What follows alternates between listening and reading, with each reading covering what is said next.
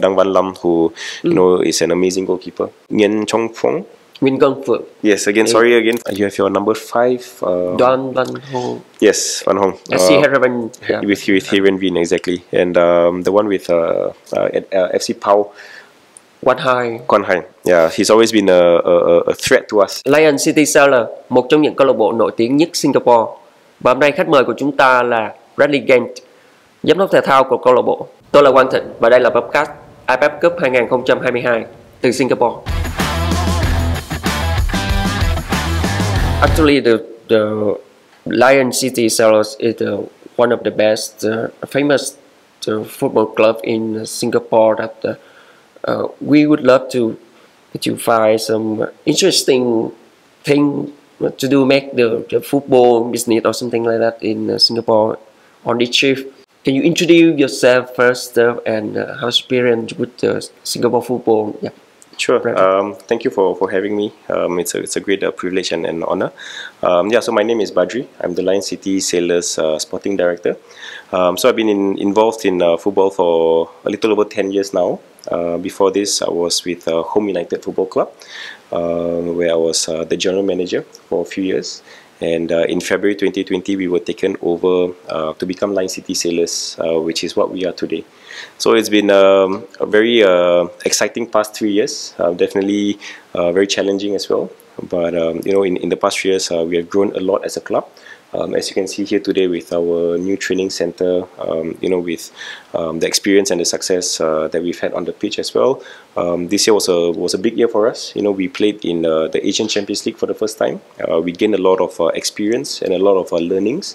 And hopefully moving forward, we can apply those learnings for future competitions as well. Yeah. Lion City, what is a special thing when we talk about the club? Sure, I would say it's definitely the ambitions that we have as a club. We want to be not just the best club in Singapore, but we want to be a club that all Singaporeans can be proud of, especially with our participation and involvement in the Asian Champions League. And we want to be really the trailblazers of Singapore football. We want to have Singaporean fans to be excited about Singapore football. We want to create a team that is very exciting, that is very dynamic, and obviously have on-field success as well. And also, for me, most importantly, is to help and contribute to the national team, which is why we are here today. We have a very important game against Vietnam, both our national teams. But yeah, that's really what we stand for as a club at Lion City Sailors. And like I said, it's only been 3 years since the club was incepted in 2020, but we still have a long way to go, and it's going to be a very exciting journey ahead moving forward. As I know that the Sailors is the wonder club that is owned by the billionaire in Singapore, right? Yeah. How big club from the Mr. Li, right? When he invested football in Singapore. Yeah, I mean it's widely exciting. We are the first privatized club in Singapore football history, and with the ambitions that we have as a club, we work together with our chairman, Mr. Forrest Li, to fulfill our ambitions and our aspirations. We are very lucky to have someone like him. Who thinks of it, from a bigger picture perspective, from a long-term perspective as well, and our efforts and our involvement in football is not just for the first team, but it's starting from the academy as well, because we believe that we want to create our own pipeline and our own development and pathway for players into not just our first team, but into the national team moving forward as well. So that's why it's a whole of club approach. It's not just for the first team, but again it's for players as young as 6 years old, who join Lion City Sailors with that aspiration and with that thinking of one day becoming a pro football player. Again, not just for our first team or overseas teams, but also for the Singapore national team. As the sporting director with the big gets love in Singapore, how is challenge for the young position like you during your career?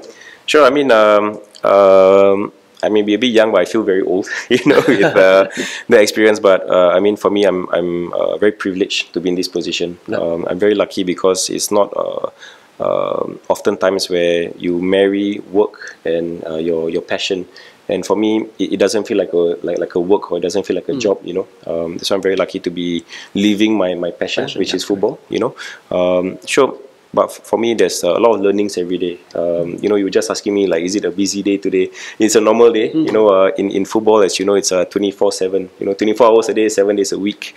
There is no fixed hours. But for me, that's the most exciting part, because every day is different. Every day you have to overcome different challenges, and for me, that's what keeps it very exciting and very fresh.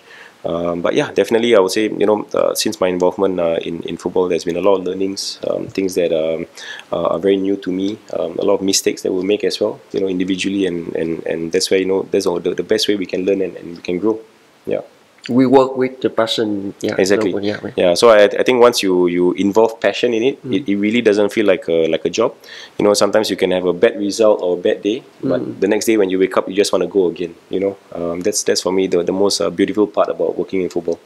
So with your experience in this club, from the Home United to the Sellers, was it the amazing, impressive person or resident or something, coach, player that you have worked? Oh no, I mean, for me, I'm very lucky to be working day in, day out with such amazing teammates and colleagues. Everyone brings in very different ideas, very different philosophies, and I think at the end of the day, everyone wants to work towards the same goal, which is for the club to succeed and for the club to progress. We also blessed, as a club, to have really top quality players, locally and foreign players as well. So there's no one player or coach that I would specifically mention, but I would say, yeah, we're very lucky, because in these past few years, different people bring different things to the table and to the club, and this is how, as a club, we can continue to improve and grow together. Last year, I surprised that the club hired the head coach, the famous coach Kim Do-hoon. With the Singapore club, we hire the best coach in Asian. What does it mean that when a club change? I mean, when we appointed Coach Kim, it was a sign of progress from the club as well. Back then, Coach Kim was the defending champion of the Asian Champions League, and he saw a lot of alignment and a lot of things that he liked about the club, and that's why we worked together. Unfortunately, we had to part ways. But since then, Coach Kim has left a very strong impression in the club. In terms of the ideas that he has brought in from his experiences as a player and as a coach, and those imparting of knowledge and experience will stay at the club for a very long time. Yeah, but I really enjoyed my time working with Coach Kim. He had so much knowledge and experience, not just as a player, but obviously as a coach as well. And it was a very exciting and very interesting moment for me, to be working with him day to day and to be, learning from him to a large extent, Yeah, so it was really good. Yeah, but it's pity that where he left for the end of the season. And how is the effect for the vision of the club when he left? I mean, with any change of head coach, there was always going to be certain adjustments that needed to be done. Unfortunately, last year, we didn't fulfill our target of winning the league. But again, with all this, we learn. We see what we can adjust and what we can continually improve and amend. And I think, in the off-season, we were very busy in terms of ensuring that, we prepare a team and we prepare ourselves for a very important 2023 season ahead, both domestically and in the AFC competitions. So the year 2022 for us, like I said, was a big year with the Champions League and with our standings in the table in the Singapore Premier League. But this will put us in a really good position for the next season ahead. Yeah, compare with the other leagues in Asian, just Singapore have just 8 club, right? Do you feel that the ball or something is really repeat each season? Yeah, just because the competitive level is normal. I mean, with an 8-team league, sometimes it's a bit challenging. We play each other 4 times. So definitely more teams will add more challenge into the league. Next season, there may be another team included into the Singapore Premier League. That's what we are hearing so far. So we're definitely looking forward to that. I think like what you have in Vietnam, there's very strong and healthy competition, and obviously with more teams, it also means that there's a bigger pool of talent for the national team as well. Yeah, so it is what it is currently in Singapore, because as we know, Singapore is only so big, you know, in terms of size and obviously in terms of the demographics here. But yeah, certainly I think it's something that our FA is also very keen to explore in terms of improving and increasing the number of teams in the domestic league. Do you know anything about the V-League? Yeah, have you ever been there for finding some interesting thing about this? No, I have. I mean, for me, as of now, the V-League is for me the benchmark. I would say compared to with Thailand, with the TPL as well. So I think with the V-League, you have very exciting players. Obviously, there's so much talent coming through, which is now your golden generation. You know, but the teams that you have with Hanoi, Bindin as well. So we've been monitoring and following very closely, and obviously it helps that our team manager is from Vietnam, Heng. So she does keep me updated, you know, from time to time. But I do have some close contacts with our friends in Vietnam, and do update us as well. We're just observing and monitoring and see what we can learn and how we can grow together as well. But yeah, you have a very exciting league for sure. So congratulations on that. And yeah, hopefully we will have some opportunities to play some Vietnamese teams. That'll be definitely very exciting for both countries. Yeah, have the team ever to eye some talent player for Vietnam to have in the S League for remote league? No, we do, but I think most of your players want to go to Europe, you know. not really. But yeah, I mean, you have the usual suspects of players who are very successful with a club and with the national team. You know, we were obviously monitoring and we were looking at them as well. So you never know what will happen moving forward in the future. Hopefully, we have some opportunities. Because definitely there'll be a lot of interest, you know, from both sides, not just on the marketing, but obviously on the football basis. Yeah, correct. Exactly. So you know, I think with what the Vietnam FA has done with the players, I think that was like I said, your golden generation of players. The quality and the talent of the players is at a very high level now. So I think, you know, that's something that we can hopefully explore moving forward. So never say never, you know. I have the S League for Asian slot playing in the league. So now we have Asian slot, not ASEAN. Yeah, so it's only Asian, which is currently filled by our South Korean striker, Kim Shin-wook. So yeah, you know, never say never moving forward. Hopefully we can have like a ASEAN slot, like what Thailand has, for example, or Malaysia as well.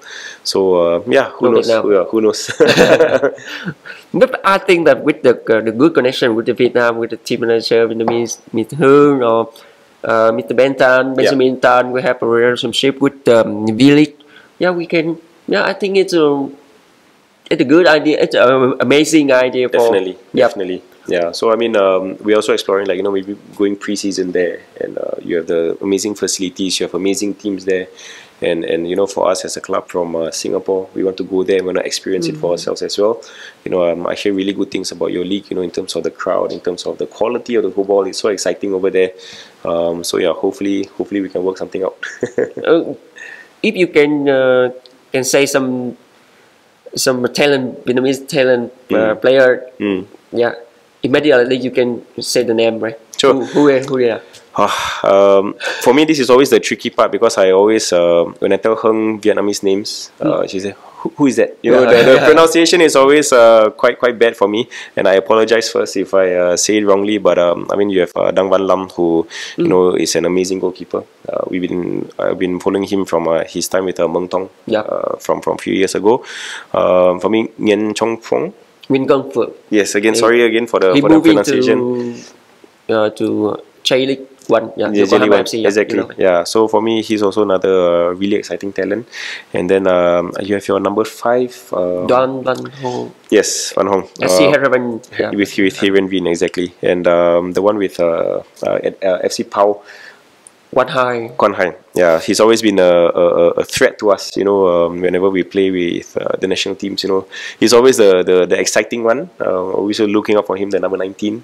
So yeah, amazing player. It's a big shock when Quang Hải moved to the Singapore to play now, and the S League, attract many fans, million fans. Okay. Again, like I said, never say never. Yeah. Hopefully, the stars will align one day. But what we can say is we are always monitoring good players. Always monitoring very exciting talents, not just from Europe or Japan or Korea, but obviously within the Southeast Asian region as well. Yeah. So again, apologies for the pronunciations, but we know exactly the players and everything.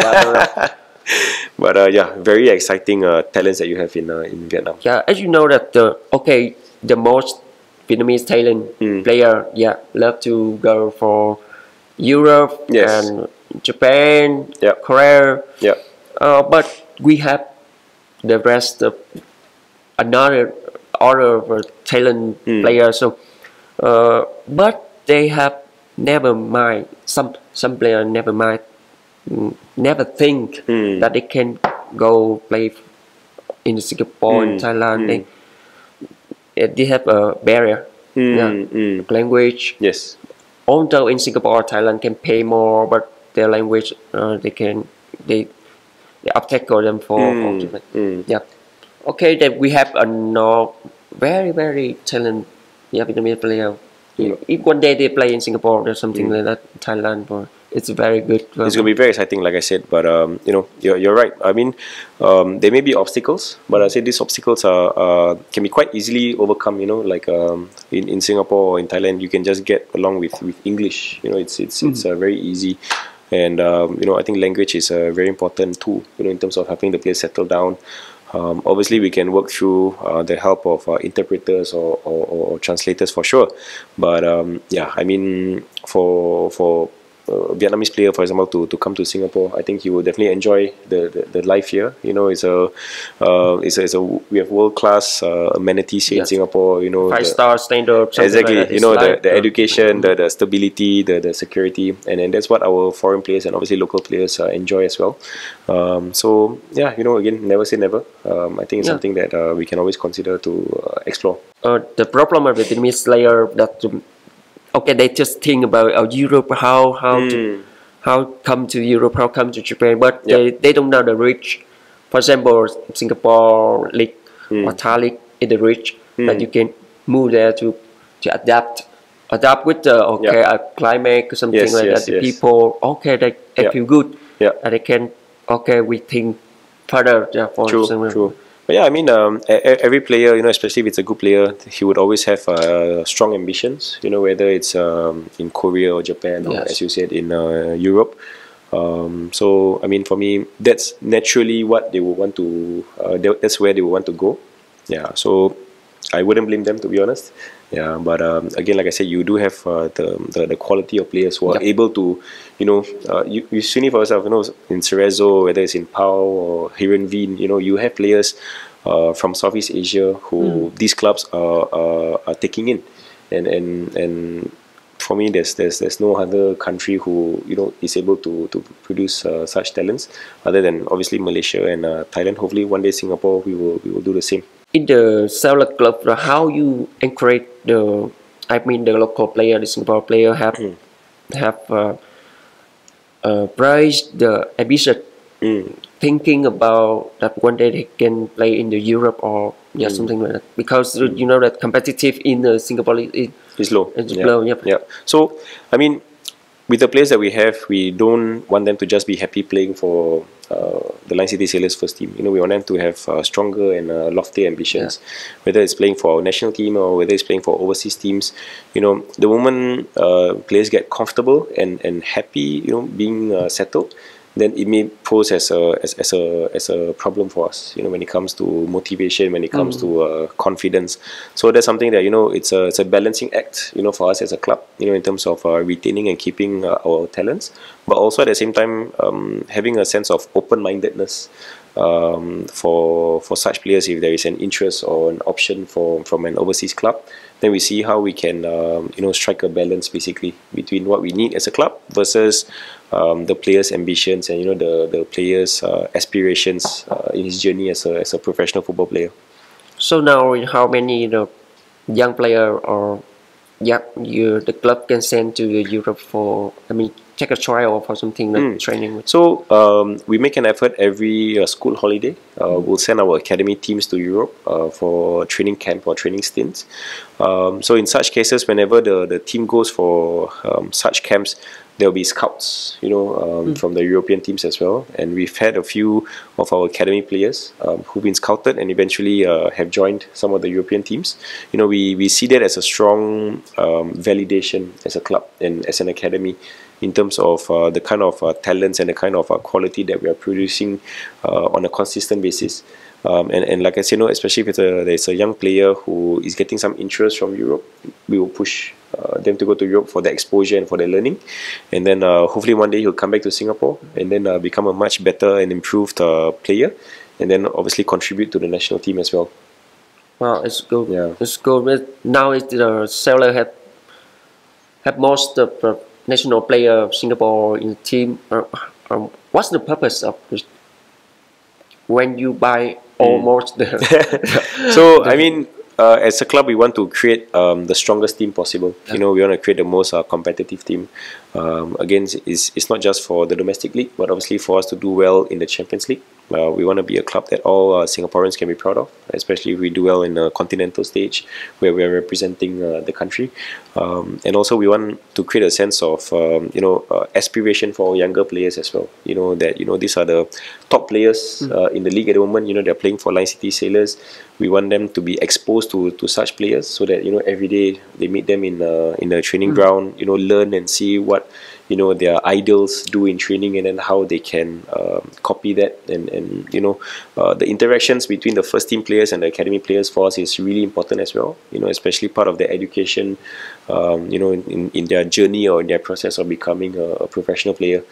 So that interaction and that engagement between the first team and the academy for us is really important. And for us, like I said, now we as a club, obviously we want to create the strongest team and the best team possible. Yes, most clubs in Vietnam, they have not the big network with the international club or the partner or something. Also, okay, Salo have the good network. How can you explain that and keep in mind for example? Sure. So we do have a few partner clubs in Europe already established, like with Borussia Dortmund from Germany, Feyenoord from the Netherlands. So we're working on a few other partnerships as well. We really see these partnerships as opportunity, for not just the club but for the players to learn and grow and develop.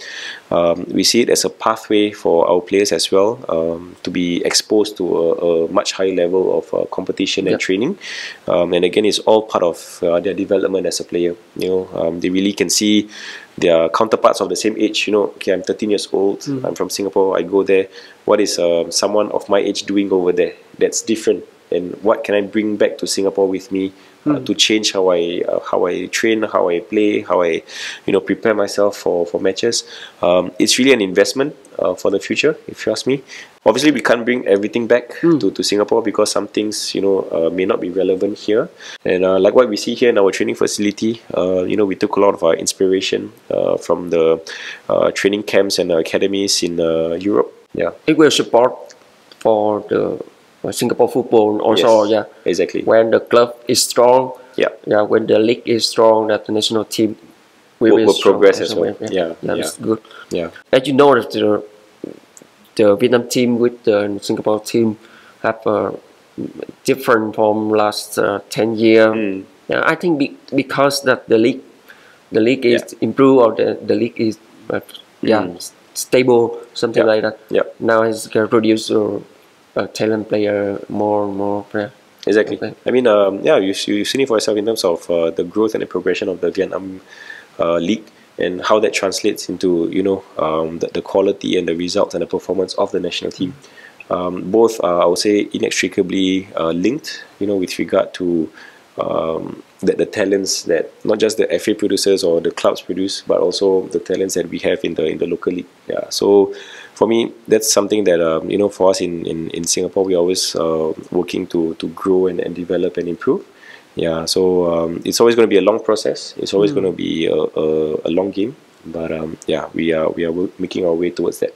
With the buying the good foreigner player that can have the local or something like that. Exactly. Yeah. So I mean, the role of our foreign players is not just to obviously perform on the pitch, but most importantly off the pitch. Help our local players. In terms of becoming more professional. Applying more positive training methods and techniques. Yeah. And growing the capabilities of our local players. And every single foreign player that we bring in or coach, this is the I would say instruction that we give. It's not just to contribute on the pitch, but more importantly off the pitch as well. Yeah. May I know that how many percent, financial in the club for the foreigner player? Yeah. People will say it's never enough or it's too much. Again, it really depends. In terms of the profile of the players, it really depends on their experience. As a club, we see it as an investment, short and long term. Yeah. For the shorter term, it's obviously the results, but for the longer term, when we bring in players of, you would say, high profile or big profiles, it will really help, in terms of opening up more attention. Not just to Line City Sailors, but obviously to Singapore football, and really putting Singapore football out there on the football map to say that, hey, maybe one day a really top European player or international player who want to consider coming to Singapore, maybe not just for Line City Sailors, can be any other of the other clubs, but it's really an investment. So I can't specifically mention how much or whatever, but again, it really depends in terms of, like I said, the profile and the ambitions of the club, and obviously the objectives of the club and the transfer as well. Yeah. Yeah, I got it last year. We hired Diego Lopes, right? With the 3 million. It's a big size. It's unprecedented, in Singapore football for such a transfer fee. But it really just underlines our ambitions as a club, and also it's an investment, like I said, to bring in someone like Diego from a top league in Europe, from Portugal, directly to Singapore, where he was playing regularly over there as well. Yeah, it's an investment from both sides actually. For Diego, coming to Singapore with his family, he's really very happy here, and I don't think he ever wants to leave, to be honest. Back to the boss. What is the vision of his vision for the club for a long time? Because I got that he loved the football in Singapore so much, but actually I don't imagine that how the vision and how he will build the club as also the football league in Singapore. Yeah. So at the end of the day, it is about building a team and a club that we can all be proud of. And when you say you want to build a team and a club, it's always going to be a long-term approach. As a club, we are only 3 years old. Like I said, there's still a lot we can learn and we can improve. And with our chairman, Mr. Forrest's ambitions and aspirations, I think there's still a lot of work ahead for us to achieve that. So the road ahead is still very long, to be honest, and it's very exciting, if you ask me. Challenging, yes, for sure, but without challenge, there can never be any excitement. Yeah. And this is something where, like I said, as a club, there is still a lot for us to grow and develop moving forward.